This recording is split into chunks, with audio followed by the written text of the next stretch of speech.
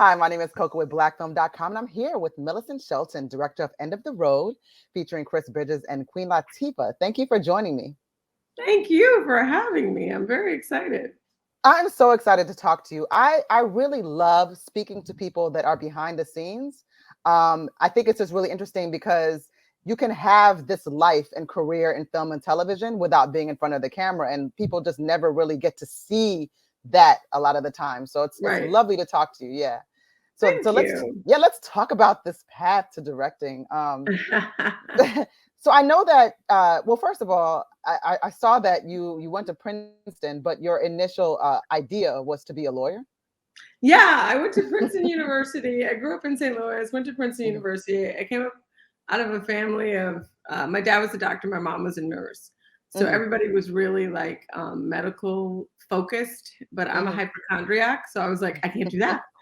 So, like, the only thing really that people were thinking of was to be a lawyer. And so I mhm, was like, I'm going to be a lawyer.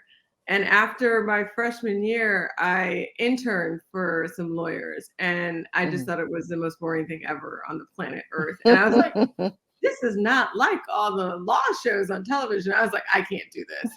At There's no all. way I can do this for a living. So I had to No, but figure out it's something to do. but every time I talk to people, like, and there's so many people that started off wanting to do law that end up in television. I think that's just so interesting. Do you think that informed anything at all, like in terms of like what you do now, like or? I don't know. I mean, it makes sense, I guess, if you go through law school to be a producer. I mean, I never even got that far. I didn't get out of Yeah, I'm not freshman doing year of this. college, undergrad, before I was like, no. And it's like you're involved, and I mean it's great that it's you, but you're involved in so many like firsts. She's the first Black woman to do this, the first Black woman to be nominated for an outstanding director Emmy. Like it's like, come on, you know. So it's great that you're nominated, but why are you always the first? I think because I was, I was raised by a mother and a father who my dad was was the first member of his family to finish college, and he became a doctor. He grew up in Winona, Mississippi, which is a really, really small town that still doesn't even have, I don't think, street signs, and they had dirt roads. Mhm, And his grandfather told him that he was smart and he could make something of himself. And so he became a mm, doctor.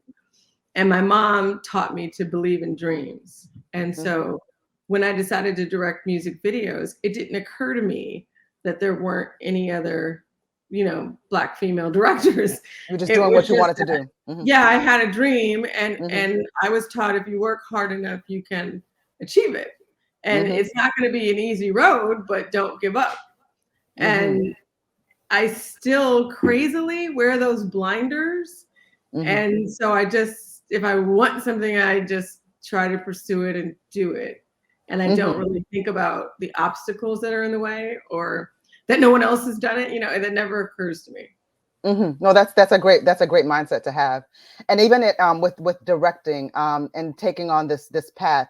I mean, is it something where how realistic is it that a person just okay, I want to be a director and I'm just going to do it? Like, there's obviously training involved. There is training. Yeah. Like I said, I went undergraduate at Princeton University. Hmm. After that, I took a year and I worked as a production assistant and wardrobe on Do the Right Thing. And Hmm. then I was a set PA on a Paul Mazursky movie set in Coney Island. It was a period piece. Enemies Hmm. of Love Story was the name of that movie. And then I got trained as a second assistant camera person, and I worked on a lot of music videos. Hmm. And my father refused to pay for film school. I went to NYU graduate film school. He refused to pay for it. So, and I made a Why? promise. Because he still was wanted you to have that kind of that path of like, I guess, like a responsible kind of career type of Yes, thing. he Oh, okay. he told me when I told him that I wanted to be a director, he said, "You need to marry somebody rich. You're going to be poor for the rest of your life." Oh my gosh, that sounds like a good parent Yeah, too, though. but that motivated me because I was like, I Right, am going to prove him wrong. right. Yeah. Hmm. It was like the drive. It's like people used to ask me, "What drives you?" It was like proving my father wrong was No. like my big drive. But I mean, it was. I took the year, made a short film, sent it in, and got into NYU, Yeah. and Spike Lee wrote me a letter of recommendation, which was great. And it Isn't that didn't, nice? yeah, it didn't hurt. It didn't hurt at all. So that was fabulous. And like I said, my dad wouldn't pay for film school. So I had made a promise to myself that I would only earn money by working in the industry. Oh, that's an interesting. Okay. Yeah. And so I was like, I am not going to be a waitress. I'm not going to, and there's nothing wrong with it. But just No, for but me, yeah. I had made a promise to myself that I was going to figure out how to find a way. So that's when I got trained as a second assistant camera person. And I started working on a lot of music videos. And that's when I ended up meeting Herbie Lovebug, who was the manager for Kid and Play and Salt and Pepper. Mm-hmm. And we started working on writing a movie together. And he saw my short film and then ended up giving me my first music video, which was Salt and Pepper's Expressions. And after that, It just took like off. when the song hit, I think it was like at number 100 or something like that on the charts. And then when the music video came up, it jumped to number 1 and stayed there for a significant period of time. And so I became the in-house music video director for Idolmakers Films. Wow. And then I branched off and opened my own production company and did a whole bunch of other music videos. Because nobody's gonna stop you. But I mean, probably the last time I ever slept too. I stopped remember that last long sleep. But what is that like though? I mean, in that moment, you just like especially knowing that that music video had everything to do in that visual with making that song climb like that. I mean, how does that feel in that moment to know that you're a part of something so great? It didn't feel like anything. It felt like, okay, let's do another one. Let's go. Yeah. And I think sometimes I should sit back and smell the roses. Unfortunately, I don't so much. You have a different type of drive. As I'm talking to you, it's like it's really interesting. Yeah. Yeah, my whole thought was we need to do bigger and better and we need bigger budget. And so that's kind of where my head's always at. So then bigger and better and bigger budgets. Also, now we transition into film and television. So how do we get from, because you've done so many music videos, and then how do you then say to yourself, we're now doing film and television? Well, I directed probably 100 music videos.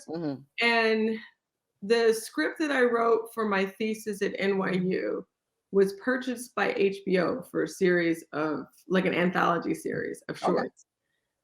Okay. And that ended up not happening, but the producers on that series ended up giving me, they listened to like a pitch I had that was based on a real experience that I had producing a music video for Rex and Effects back in the day. And it was we had to bust 100 kids down from Harlem. And so they thought it was a really great idea. And we pitched it to Dimension Films and it got picked up. And so that was the first feature film that I did. But that was just a mess. I was a baby director. I was coming out of music videos. I don't know. I wasn't a part of the Directors Guild. And it was a really horrible experience. And I basically got abused.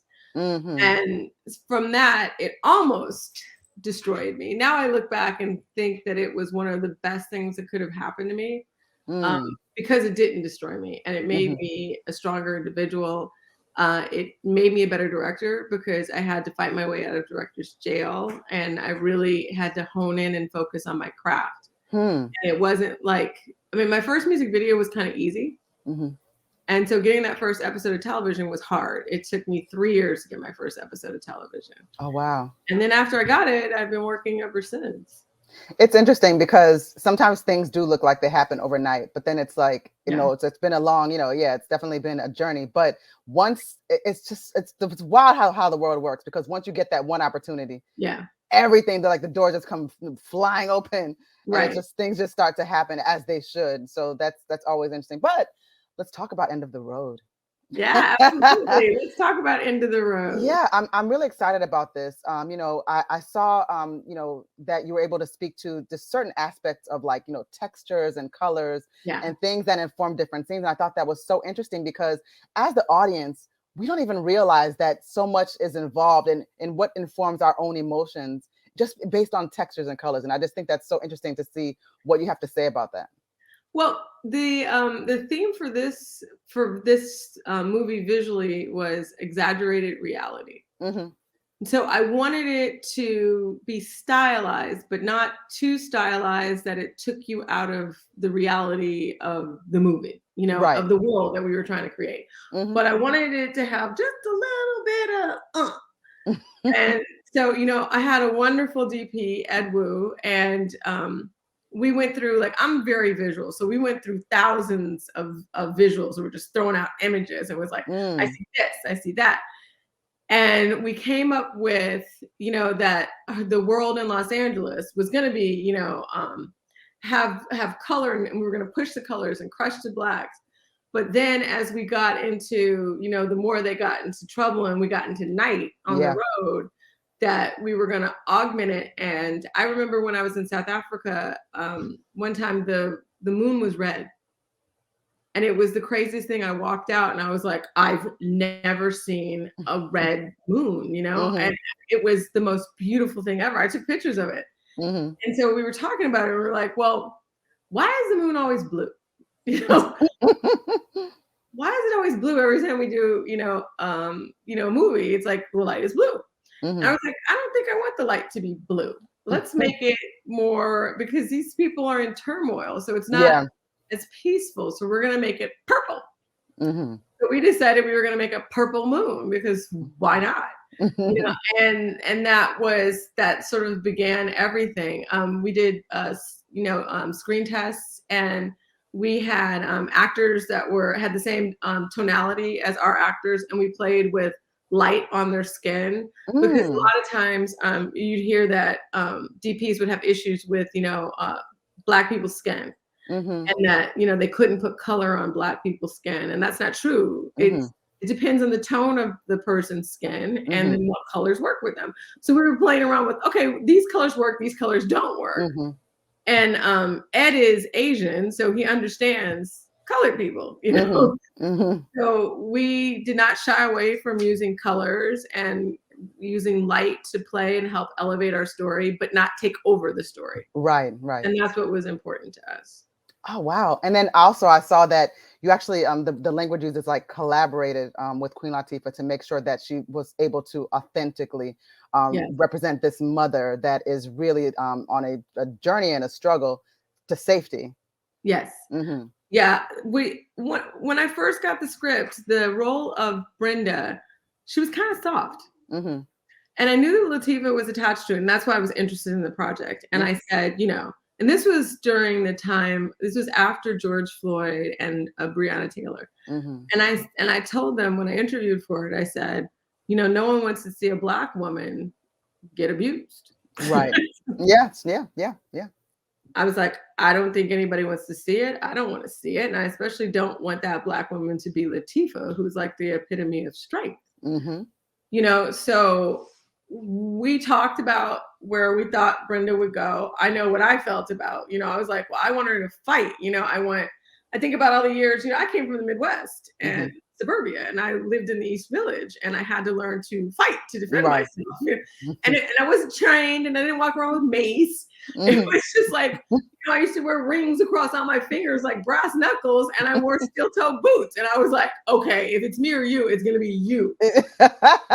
and so we talked about that. This is Brenda. Brenda's, she's got some education from her father, but she is the average Black woman who has to use whatever she can. It goes back to almost Malcolm X, by any means necessary. She should be a regular Black woman who, by any means necessary, is going to protect her family. And that's the most important thing to her. And she's going to figure out, a way. And it's not, through jujitsu or something like that. It's like she's going to figure out, the rings across the fingers, the brass knuckles, or something that, is going to save her family.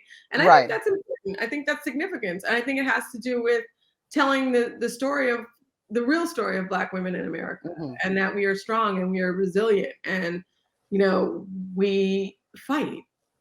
Yeah, we do. So I love that. Yeah, I love that you lent that and provided that strength, because that could totally have changed how the character would be viewed, or really how it was played out. So that's great. Absolutely. And she was adamant about it. I mean, we have a fight scene in there where she fights off a lot of guys, and I was like, well, you have to win. And her big focus was she can't be a superhero. So that's why, you know, she grabs the dirt and throws it in somebody's eyes. I mean, it's a really messy fight. Right. So it's all, but it was more so important to make it more, I mean, I guess to some extent, like realistic is what. Yes. Yeah. And that was really Latifah's thing. And then the other thing that she and I really talked about was that this is a woman who's dealing with grief, you know, and she's lost her husband, and her family is kind of falling apart because of this loss, because they don't know how to deal with grief, and how that can overtake you and overwhelm you, and how you have to kind of use the spirit of that person to help give you strength. And we added in those moments, you know, when she's talking to her husband. I mean, right before we started production on this, my mother had passed away. And so, you know, and Latifah lost her mother a while ago. And she said, you know, I still talk to my mom. And I was like, yeah. Like, why don't we put that in there, you know? And sometimes she would just add it, and it all stayed, you know, because it just made sense. It was like, you know, the spirit of the person is with you. That's very powerful. That's so powerful. So what I had another question to transition a little bit, but when now at the level that you are with your work and what you do with directing, I know you mentioned earlier that when you interviewed for this, so is it really more interviewing now, or does it get to where people are just sort of piling on projects in your face? You're just like, okay, taking this one, not taking this one, doing that, definitely not doing that. It's a mix of both. I interview less and less, but usually for the big ones, I still have to interview. There's a lot of shows that just, you know, I think I've directed over 100 episodes of television. So I have a pretty large body of work, and it kind of runs the gamut. So a lot of people come to me because they know what I can do. And so then there are jobs that are offered to me, and some I say yes to, and some I say no. Yeah, you can do that. And then there's shows that I love and just want to work on, you know? And so I tell my people, and they reach out, you know? So that's pretty cool. Yeah. Yeah, to say like, I'd like to work on this show. I dig this show. That's cool. But then I never thought about that way, because I thought people like I say like, oh my God, I want to be on an episode of so and so. I never thought about the directing aspect of that. That's absolutely, yeah. You can reach out and say, you know, you tell your agent and your manager, like, and say, my client, you know, wants to direct your show, and then they can say yes, no, or I don't know who that is. Let me meet him. You know. But I'm sure in some instances it's probably like, wait, Millicent Shelton wants to work on our show. I would hope so. I don't know. I know you'd hope, right? More of that, and like, why is she calling us? No. It might be that too. I don't know. No, I think you've done so much in this industry. If it was ever that, like, it'd be hard to pull that off with your resume. I don't know. Yeah, it'd be hard to be a bad actor here in that case. But I guess moving on to what is in the world of Millicent? Like, what are you doing? Like, what is there anything up next? Are we on another project? What's going on? First and foremost, the premiere of End of the Road on September 9th. It's September. Okay, that is definitely up next. Yes. And I got my Netflix subscription. I'm definitely going to. Yeah. And everybody must watch. You must watch it, y'all. Right. Yes. Next, I mean, I've still been directing episodes of television. I just finished Truth Be Told with Octavia Spencer. And then I go on to do the morning show with Jennifer Aniston and Reese Witherspoon. But one of my most favorite and dear to me projects is I'm developing Josephine Baker with Ruth Negga starring in it, and it's set up at Netflix as a limited series. So. Nice. I love Ruth Negga. I interviewed her too. Yeah, Ruth is amazing. She's really, she really is. Yeah. Oh, she's amazing, and it's a limited series, and D. Harris Lawrence is the writer on it, and we're just trying to get the green light to go to Paris and shoot and make something really incredible for everybody. Oh, that is especially Josephine Baker. This is good. Yeah, I'm excited about that. as excited as I am of End of the Road as well. Yes.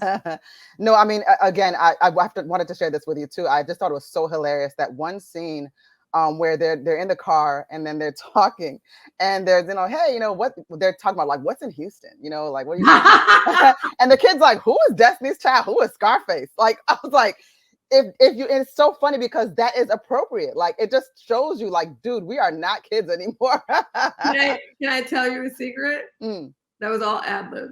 Are you serious?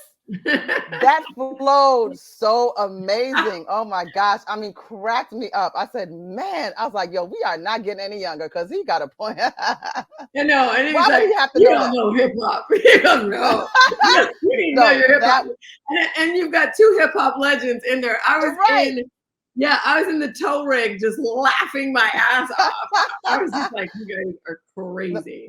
That was great. And I wanted to mention this too. I think it's kind of cool too when you think about it, because you've got Chris, and then you have Queen Latifah, then you have you. All of you have this background in music. So you share a very different and special relationship in that way. So I think it's really interesting to see that it all comes together, because everybody here is now in the film space and doing very well in it as well. So that was something cool I just thought about, like, Yeah, in between every take, Latifah would play music. I love it. I tried to get it in the movie, but we have so much footage of all of them in the car dancing, in between takes, and there was such a lovely family, and it was so fun. For at least the first couple of weeks, and every time we called rap, we would dance, and people would take videos. Yeah, we would all dance. There was music always. Always, right? Oh my gosh, that sounds like so much fun. And whenever we played one of Chris's songs, he would run out of the room. Like he was embarrassed. Like, why y'all doing this? I don't know. He's got so many. He's like on everything. He's on everything. You can't. Yeah, he's on everything. Yeah, right. He really is. He's on everything.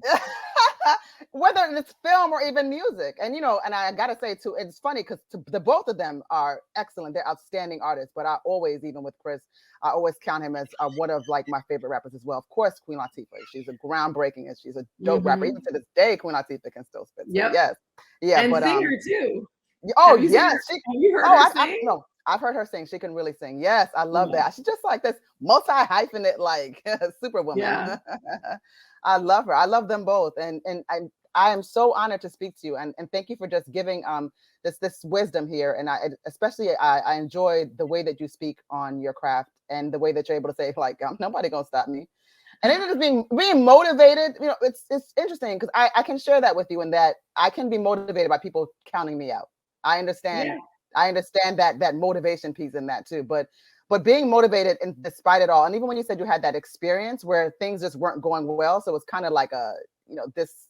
But to take that and to move on and become better from it, I mean, it's a special kind of person, Millicent.